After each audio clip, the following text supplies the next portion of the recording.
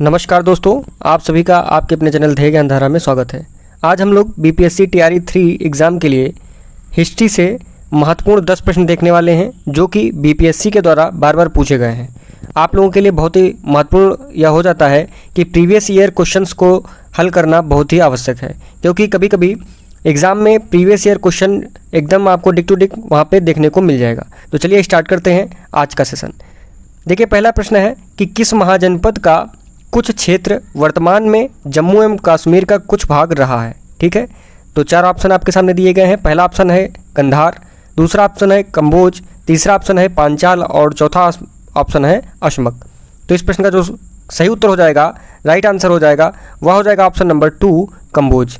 देखिए, कंबोज जो है यह महाजनपद काल में या महाजनपद वर्तमान में जम्मू और कश्मीर का कुछ भाग रहा है। ठीक है, इसका कुछ भाग रहा है। और यदि इसकी राजधानी पूछी जाए आपसे तो इसकी राजधानी हाटक या फिर राजपुर थी, आपको ध्यान रखना है।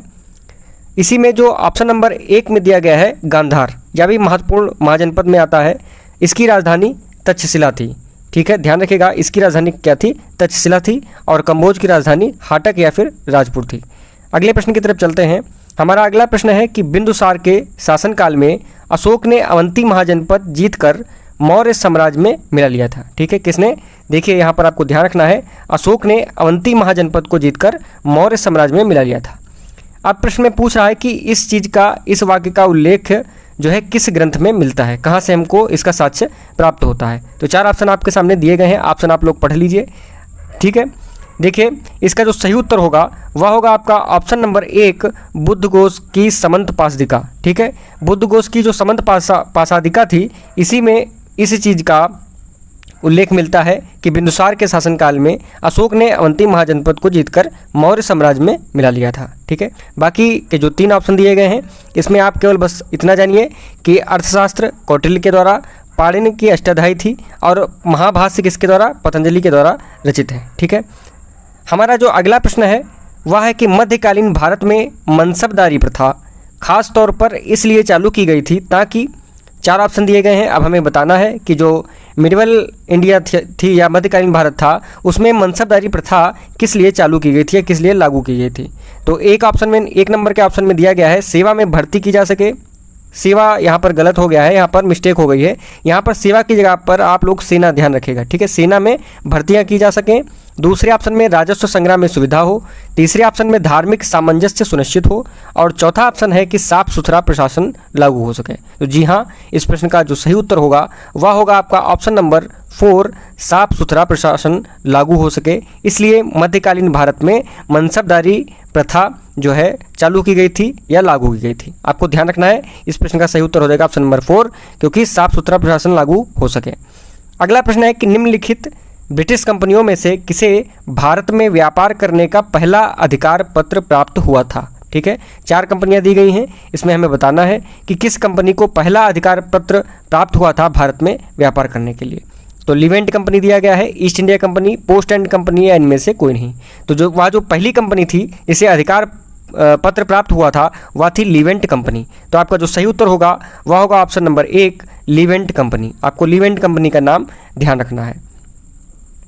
अब यहाँ पर हम यदि इसके ईयर की बात करें, सन की बात करें, तो ध्यान रखिएगा इसे कब अधिकार पत्र प्राप्त हुआ था। तो आप उसका सन ध्यान रखना है 1593 1593 में। ठीक है, और इसको स्थल मार्ग से भारत से व्यापार करने का जो है छूट मिली थी, अधिकार पत्र प्राप्त हुआ था 1593। आपको ध्यान रखना है स्थल मार्ग से। ठीक है, नेक्स्ट क्वेश्चन है कि अपने पुत्र के स्थान पर दूसरे उत्तराधिकारी को गोद लेने के अधिकार को पुनः स्थापित किया था।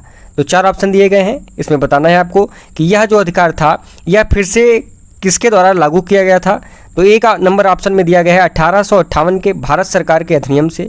दूसरे नंबर ऑप्शन में दिया गया है कि लॉर्ड कैनिंग ने। तीसरे नंबर में 1860 में सनद के जारी किए जाने से। और 4th नंबर ऑप्शन में दिया गया है 1858 की सामग्री की घोषणा ने। तो यह जो अधिकार पुनः स्थापित किया गया था, फिर से लागू किया गया था, क्या कि अपने पुत्र के स्थान पर दूसरे उत्तराधिकारी को गोद लेने का। तो यह लागू किया गया था 1858 की सामग्री की घोषणा ने। तो ऑप्शन नंबर जो 4 है आपका वह बिल्कुल सही उत्तर हो जाएगा 1858 की सामग्री की घोषणा में। देखिए जो 1858 में महारानी की उद्घोषणा हुई थी, ठीक है, महारानी की उद्घोषणा 1 नवंबर 1858, आपको ध्यान रखना है। यह जो है इलाहाबाद में, जो कि प्रेजेंट टाइम में इलाहाबाद का नाम कर दिया गया है, प्रयागराज यूपी में पड़ता है। यहाँ हुए दरबार में जो आदेश जारी हुआ था उसे किसने पढ़ा था या किसने उसको उद्घोषित किया था, आपको नाम ध्यान रखना है, लॉर्ड कैनिंग ने। लॉर्ड कैनिंग के द्वारा 1858 की सामग्री की घोषणा पढ़ी गई थी और उसी में यह बताया गया था कि अपने पुत्र के स्थान पर दूसरे उत्तराधिकारी को गोद लेने की प्रथा स्टार्ट की जाए फिर से, ठीक है, फिर से। अगले क्वेश्चन की तरफ हम चलते हैं। नेक्स्ट क्वेश्चन है कि निम्नलिखित घटनाओं का सही क्रम नीचे दिए गए कूट से ज्ञात करिए। देखिए काफ़ी महत्वपूर्ण प्रश्न है आपको, इस प्रश्न से आपको 3 फैक्ट तैयार हो जाएंगे आपके, तो इसलिए इसको सही से पढ़िएगा, सही से लिखिएगा।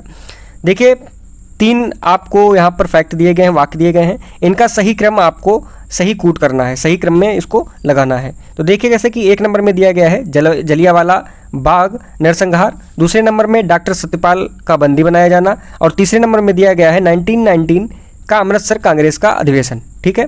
तो देखिए इसकी यदि हम बात करें किस कूट में यह सही रहेगा, तो चलिए देखते हैं, 1 नंबर से स्टार्ट करते हैं। जो जलियांवाला बाग नरसंहार हुआ था, यदि इसकी एग्जैक्ट डेट हो आपसे पूछी जाए तो आप क्या बताएंगे, 13 अप्रैल, ठीक है, 60 में लिख रहे हैं, आपको जगह कम है यहाँ पर, 1990 मतलब 13 अप्रैल 1919 में जलियांवाला बाग नरसंहार हत्याकांड यह हुआ था, ठीक है। दूसरे नंबर में जो दिया गया है डॉक्टर सत्यपाल का बंदी बनाया जाना, यह हुआ था 9 अप्रैल को, ठीक, कब हुआ था, 9 अप्रैल 1919 को, ठीक है। और 1919 का अधिवेशन जो अमृतसर कांग्रेस का अधिवेशन हुआ था, यह हुआ था दिसंबर महीने में 1919 में, ठीक है। तो इसमें देखिए कूट क्या सही हो जाएगा। सबसे पहले कौन सा ऑप्शन आपको आएगा, 2 नंबर आएगा, क्योंकि यह 9 अप्रैल 1919 को पहले डॉक्टर सत्यपाल को बंदी बनाया गया था, उसके बाद 13 अप्रैल को जलियांवाला बाग नरसंहार हुआ था, ठीक है। और इसी के तुरंत बाद दिसंबर में 1919 में अमृतसर का कांग्रेस अधिवेशन हुआ था। तो इसमें जो सही कूट हो जाएगा वह हो जाएगा आपका 213, 213। देखिए किस ऑप्शन में है यह है ऑप्शन नंबर ए में। इस प्रश्न का सही उत्तर जो हो जाएगा वह हो जाएगा आपका ऑप्शन नंबर 1, 213 इसका सही कूट हो जाएगा, ठीक है। देखिए यदि पूछा जाए कि 1919 का जो अमृतसर का कांग्रेस अधिवेशन हुआ था, इसकी अध्यक्षता किसने की थी, तो आपको ध्यान रखना है मोतीलाल नेहरू जी ने इसकी अध्यक्षता की थी, ठीक है। किसने, मोतीलाल नेहरू जी का नाम आपको ध्यान रखना है, 1919 के अमृतसर कांग्रेस अधिवेशन की अध्यक्षता की थी। चलते हैं अगले प्रश्न की तरफ। देखिए हमारा अगला जो प्रश्न है वह है कि निम्नलिखित में से किसने सर्वप्रथम भारत में एक पृथक मुस्लिम राज्य का प्रस्ताव रखा था। यह भी प्रश्न कई बार पूछा गया है, बीपीएससी के द्वारा तो पूछा ही गया है, इसके साथ ही कई अदर स्टेट के एग्जाम में भी यह प्रश्न पूछा गया है। तो आपके लिए अब इंपॉर्टेंट क्वेश्चन है, इस पर आप लोग मार्क बनाइए। 4 ऑप्शन दिए गए हैं। पहले ऑप्शन में है आगा खां, दूसरे ऑप्शन में है मोहम्मद अली जिन्ना, तीसरे ऑप्शन में दिया गया है लियाकत अली खां और चौथे ऑप्शन में मोहम्मद इकबाल। तो इस प्रश्न का जो सही उत्तर होगा वह होगा ऑप्शन नंबर 4 मोहम्मद इकबाल, ठीक है। मोहम्मद इकबाल के द्वारा जो है पृथक मुस्लिम राज्य का प्रस्ताव रखा गया था, ठीक है। ध्यान रखिएगा कि इकबाल ने 1930 के अखिल भारतीय मुस्लिम लीग के इलाहाबाद अधिवेशन में यह जो है प्रस्ताव रखा था। कब रखा था, आपको वह सन भी ध्यान रखना है। 1930 में जो भारतीय मुस्लिम लीग का जो अधिवेशन हुआ था इलाहाबाद में, वहीं इसका प्रस्ताव रखा था, ठीक है। यह भी पूछा गया है कई बार। चलते हैं अपने नेक्स्ट क्वेश्चन की तरफ। हमारा अगला प्रश्न है कि भूदान आंदोलन का प्रारंभ सर्वप्रथम किस राज्य में हुआ था। देखिए आपने इस प्रश्न को कई बार पढ़ा होगा, काफ़ी इंपॉर्टेंट फैक्ट है और आसान भी है, ठीक है। लेकिन आसान है तो इसका मतलब यह नहीं कि हम लोग इसको स्किप करेंगे, इसको भी हम लेके चलेंगे। तो 4 ऑप्शन आपके सामने दिए गए हैं। पहले ऑप्शन में है आंध्र प्रदेश, दूसरे ऑप्शन में कर्नाटक, तीसरे ऑप्शन में दिया गया है तमिलनाडु और चौथे ऑप्शन में उत्तर प्रदेश। हमारा ऑप्शन नंबर 1 जो दिया गया है 1, ऑप्शन नंबर 1, इसका सही उत्तर हो जाएगा आंध्र प्रदेश, ठीक है। भूदान आंदोलन का प्रारंभ सर्वप्रथम किस राज्य में हुआ, आंध्र प्रदेश में। अब आप लोगों के लिए एक क्वेश्चन यहाँ से बन रहा है, आप इसका उत्तर इस वीडियो के कमेंट बॉक्स में आप लोग जरूर करके बताएं कि भूदान आंदोलन को किसने स्टार्ट किया था और किस सन में स्टार्ट किया था। आप लोग इसका उत्तर कमेंट बॉक्स में लिख के जरूर बताएं, फिर हम कुछ घंटों के बाद इसका जो सही उत्तर होगा वह इस कमेंट बॉक्स में पिन करके आपको बता देंगे, ठीक है। तो आप लोग इसमें ज़रूर कमेंट करिएगा। और हाँ, इसी के साथ साथ आप हमारी मेहनत के साथ साथ आप इस वीडियो को लाइक कीजिए और मन से पढ़िए, ठीक है। चलते हैं अगले प्रश्न की तरफ। हमारा अगला प्रश्न है कि ब्रिटिश वस्तुओं के बहिष्कार को राष्ट्रीय नीति के रूप में कब अपनाया गया था। तो ब्रिटिश वस्तुओं का जो बहिष्कार हुआ था इसको राष्ट्रीय नीति के रूप में कब अपनाया गया था, यह पूछा गया है। 4 ऑप्शन दिए गए हैं। पहले ऑप्शन में 1899 में, दूसरे ऑप्शन में 1901 में, तीसरे ऑप्शन में 1903 में और चौथे ऑप्शन में 1905 में। तो इस प्रश्न का जो सही उत्तर होगा वह होगा ऑप्शन नंबर 4 1905 में, मतलब 1905 में, ठीक है, 1905 में। 1905 में ब्रिटिश वस्तुओं के बहिष्कार को राष्ट्रीय नीति के रूप में अपनाया गया था। देखिए, आप सभी लोग जानते होंगे कि लॉर्ड कर्जन जो था उसके द्वारा 20 जुलाई 1905 में बंगाल का विभाजन करने की घोषणा कर दी गई थी। कब की गई थी? 1905 में। डेट आपको ध्यान होगी, 20 जुलाई आप लोग ध्यान रखिएगा। किसने? कर्जन ने 20 जुलाई 1905 को बंगाल के विभाजन की घोषणा कर दी गई थी। इसी के परिणाम स्वरूप 7 अगस्त 1905 को कलकत्ता के टाउन हॉल में स्वदेशी आंदोलन की घोषणा की गई थी। आपको ध्यान रखना है, 20 जुलाई 1905 को बंगाल विभाजन की घोषणा हुई थी और जो स्वदेशी या बहिष्कार आंदोलन की घोषणा हुई थी वह कब हुई थी?